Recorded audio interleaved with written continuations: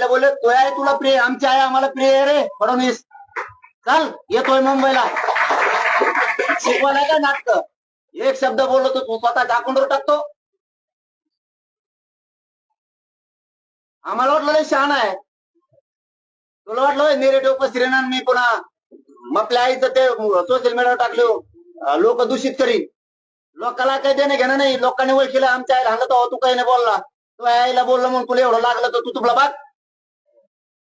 तरी पण मराठी तुटून निघते मुंबईकडे, नाही मोजित मराठी कोणाला.